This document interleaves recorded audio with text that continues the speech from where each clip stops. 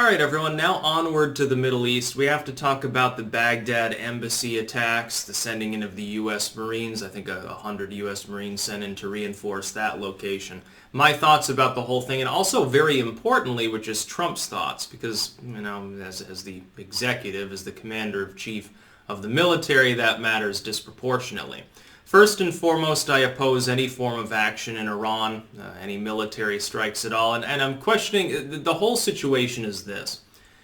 There never should have been an attack upon the U.S. Embassy because we should not have been conducting strikes in the first place. We should not be in Iraq. We are obviously not particularly wanted there by a large proportion of the population. I understand, like what the Trump crowd would say. Would be, well, we have a right to be there, we're invited to be there, we have an embassy, it's our sovereign embassy. Understood, absolutely.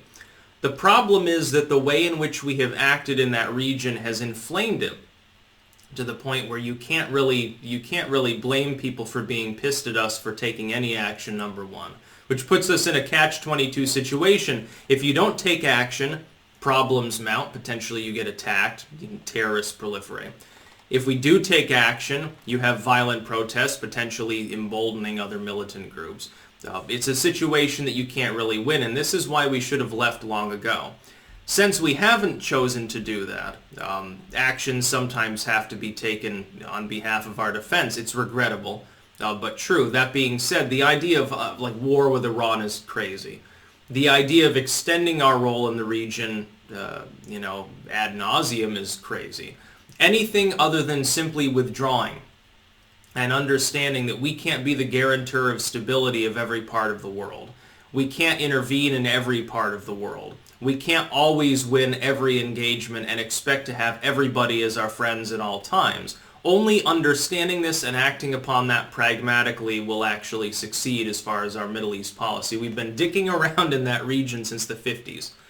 Since the end of World War II, what happened is that the U.S. government in its autopsy of the Second World War said that one of the reasons why our enemies were so entrenched is specifically because the Nazis decided to go into the Middle East and secure fuel resources. This was the burgeoning fuel resource of that section of the world, and the U.S. said, it would be terrible if the commies managed to secure those resources. It'd be terrible because the communists, you've got Eurasia and the Middle East is right there. They can march in with land forces. Shit, we can't do that. Why do you think the U.S. focused so heavily on naval and air supremacy and on projective force and also on attempting to world police in little sporadic areas in the Middle East, overthrowing one group for another repeatedly to keep things unstable? It's to allow our own foreign policy to control the energy pipelines in the area and also the trade that goes through the Suez, among other locations in the region. Now, part of this was out of mere pragmatic necessity. If we were to abandon this role, we would essentially be handing the keys of the world to China and Russia. That's obviously not going to happen. No sane U.S. regime would ever do that. It would be unacceptable. And also, if you look at China's track record, or Russia's now as well, backsliding since maybe the 90s, the end of the USSR, not necessarily the biggest guarantors of liberty. It's like when Russia says, well, the U.S. bad, U.S. Bullying people around. Russia doesn't have the greatest track record on such things either. Neither does China, by the way. A lot of people, in the Western educational system, they never fixate upon all of the warmongering, imperialism, and interstate jostling between China and Russia and their various vassals during the Cold War. No, they only focus on U.S. engagements, U.S. foreign policy. They never talk about the fact that China and Vietnam fought each other, I think, 3 fucking times during the Cold War, or Pol Pot. They never talk about the struggle between the purist communist doctrine of certain Asian groups and the more industrial or reformist proponents in Russia. They never talk about these things. It's an illusion that the West is imperialistic, piggish, and evil, and that's basically a commie illusion.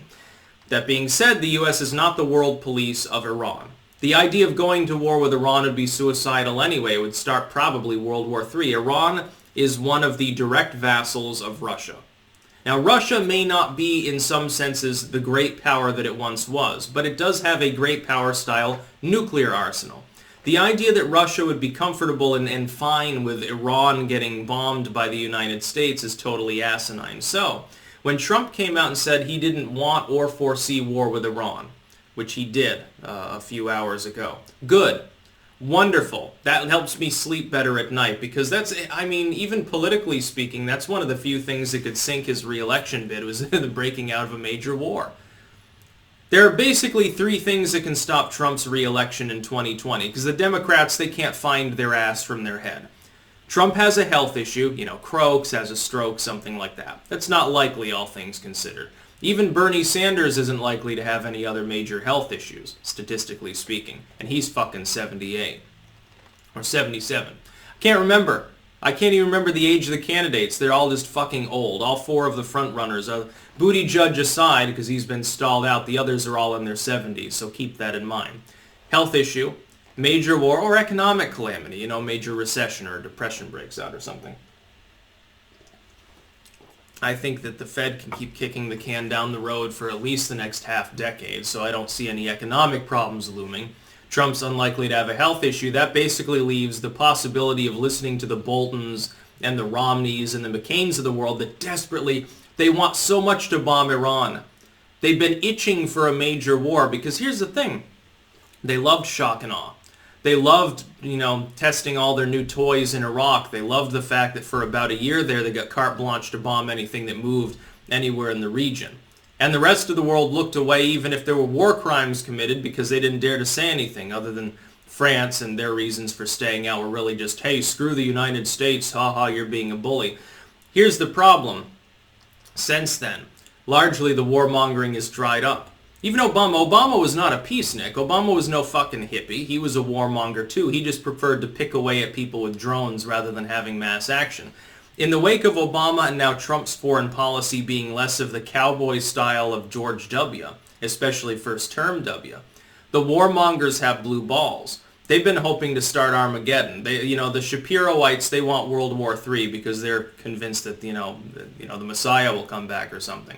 They want to nuke things. They want nuclear weapons to be deployed and, scarify the world's surface, ghoulify us all, and turn us little people into piles of ashes, I guess.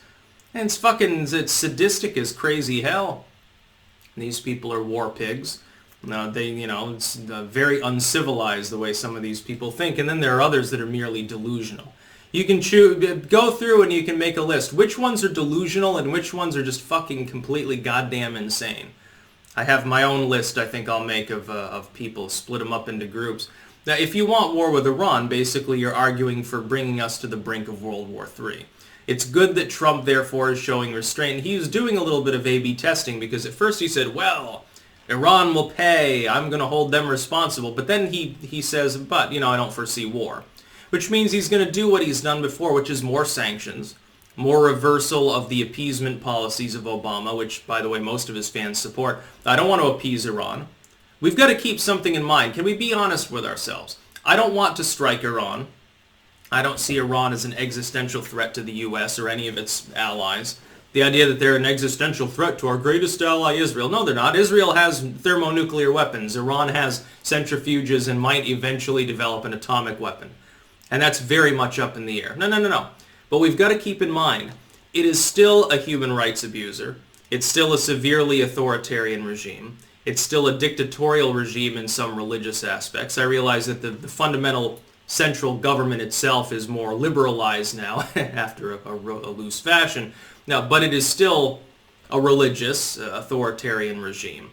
That being said, does that mean you need to go to war with it? No, there's plenty of regimes like that. They're all over the world. Fucking some of them are our allies. You think that Iraq is a leader in civil rights and human rights? In the right, yes, I'm sure there'll be gay interracial marriage rights any day now in Iraq. No, of course not. So the idea that the Iranian regime is uniquely despotic or warmongering or a threat to the Western world is totally crazy too. Trump, I think, understands this. It was funny for a brief moment there seeing like some people freak out. So, oh no, Trump, don't go to war. It's never likely. You got to keep his toes to the fire. And Mal News don't go to war with Iran over Iraq. Absolutely. But that being said, some of these people were totally like blowing a gasket, and then you could see the neocons salivating, oh my god, we might finally get our war with Iran. Like John Bolton, he's sitting there, he's edging the entire night. Then Trump tweets that he doesn't foresee war. What a letdown. Poor dude. Fucking his walrus mustache got 2 inches lower that night.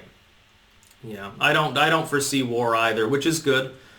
We need to avoid war as much as possible. The idea that the first thing that we should do every time that we're challenged by a foreign nation in any way is bomb things, I think is crazy. Why don't we just up embassy security, lean on the Iraqi government, because we were invited in there, so to speak, in the wake of the Iraq War, and deal with the fact that, yeah, sometimes crowds of people, whether whipped up by Iranian-backed militias or not, are going to be pissed off. No fucking shit, like that hasn't been happening. Like, this is a unique event. By the way, Trump did avoid a Benghazi moment. He immediately reinforced the position, and he stood his ground, and he issued his ultimatum to Iran, and, you know, things go from there. It could have been bad for him. It could have been a lot worse, to tell the truth, at least politically. That's about all. Peace out.